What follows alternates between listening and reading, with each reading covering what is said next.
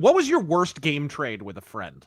Oh, that's easy. Easy. It wasn't a friend. There was a guy down the street who we didn't really know, but he had, I didn't live in a really populated area. I would say it was a small neighborhood. So, Yeah. and at the time, video games weren't, not everybody had them. You were born in a manger. Are you gaming Jesus? I am gaming Jesus. I'm platform Jesus. You know that much, which is great.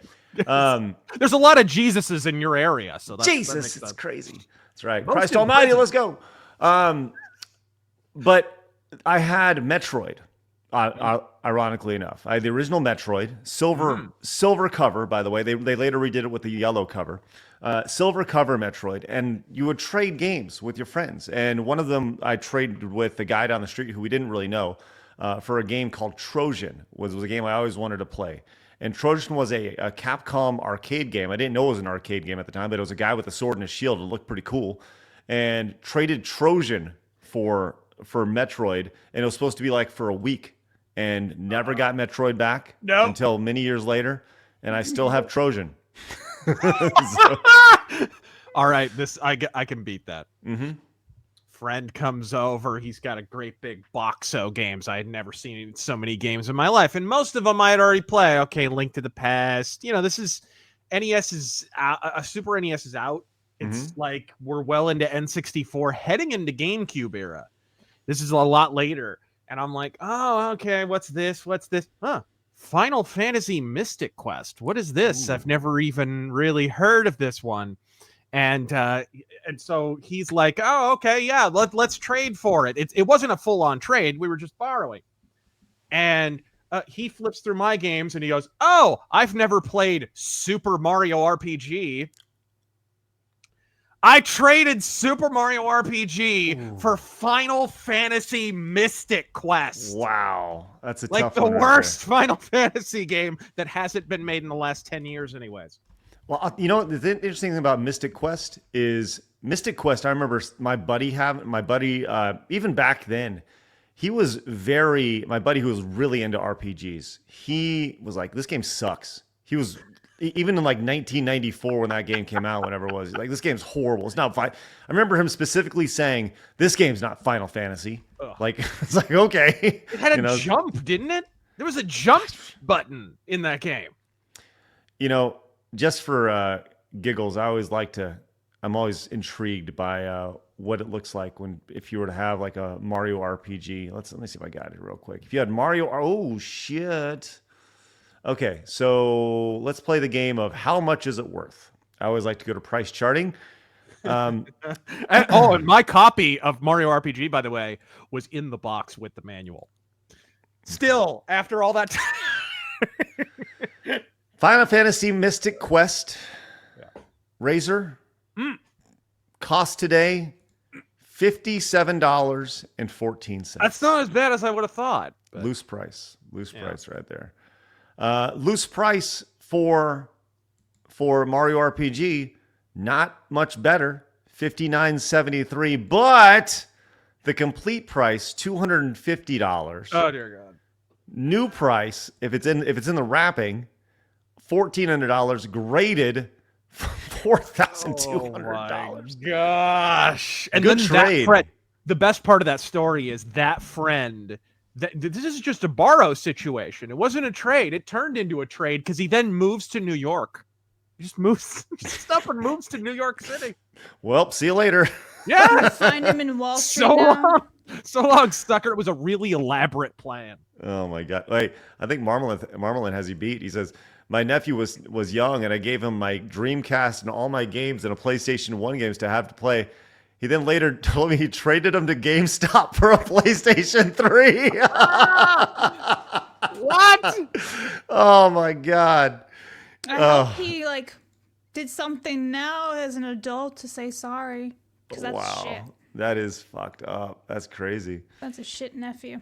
Lance Corporal Hawk came back, says, my mom got rid of our N64 and all the games, didn't replace it with anything, and she didn't think we were playing it enough. I had a gold cartridge Ocarina of Time, and now have an N64 and Ocarina of Time again. Oh, yeah, you got to go back and replace those things. It's crazy.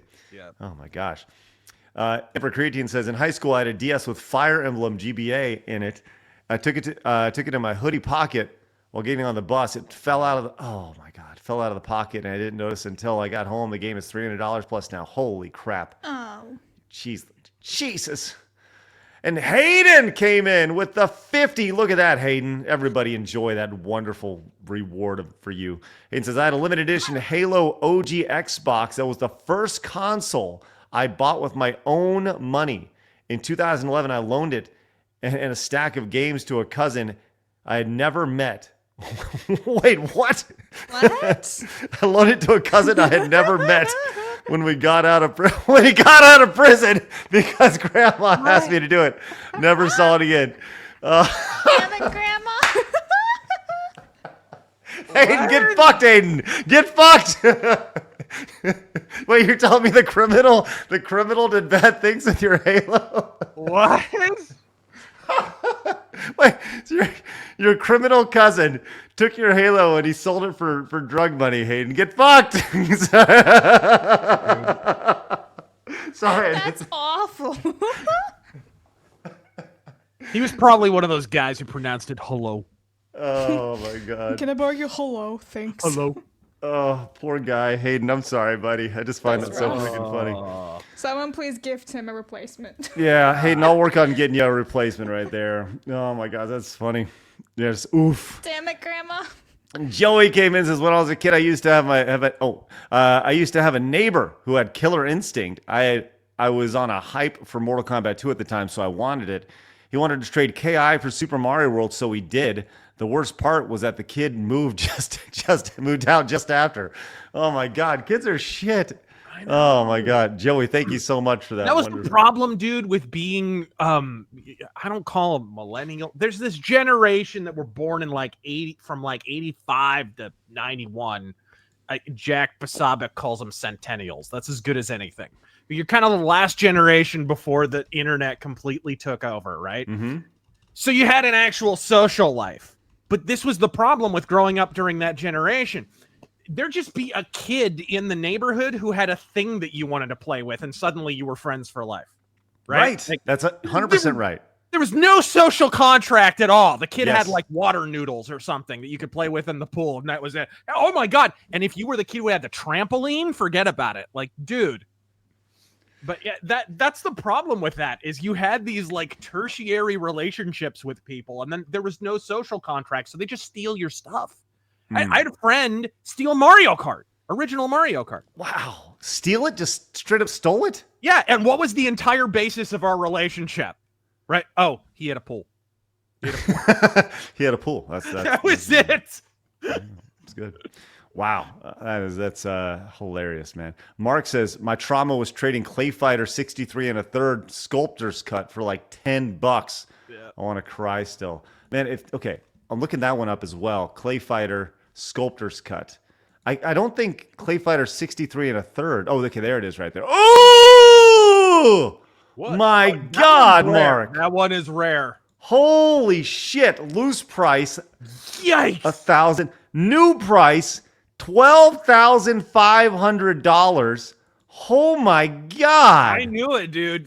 That game, you remember Blockbuster would only ever have one copy of that. Back in the day. It was that's one of those games. Wow. It's like Chrono Trigger that way. Everyone loves Chrono Trigger today, but they didn't make that many copies because it didn't actually it wasn't ubiquitous. It wasn't everywhere. It wasn't a huge hit back then. That is same thing. Wow. Armin says, I can't believe Gary from Nerdrotic would steal someone's copy of Halo like that. Sorry for your loss, Hayden. That's funny. We learned that about Gary and Hayden are relatives. Good. Mike says, 20 years ago, I lent my girlfriend at the time almost all my Super Nintendo games except for Super Mario RPG for her cousin to play. We broke up and I never got those games. I have a story like that. I have Breath of Fire 3. I lost Breath of Fire 3 to a girlfriend. I did. Wow. It's a shame. Many such cases. Jeez Louise. Doc came in and says, when I was 13, I took my Game Boy Color games to the YMCA summer camp and it promptly got stolen only 2 weeks into it. Big sad. At least I finished Oracle of Ages and Seasons. There you go, Doc. Right. Way to look on the bright side. Norm came in and says, I lost my copy of Pokemon Platinum while walking home from a bus stop, which isn't a long walk. To this day, I don't know how I lost it. Sorry, Norm. Sorry for your loss, man. So many losses in it's crazy. Hey, I've had Blabs that's stolen a lot of games from boys. Blabs, not only do you steal their games, you steal their hearts. I steal bitches, hearts, video games, everything.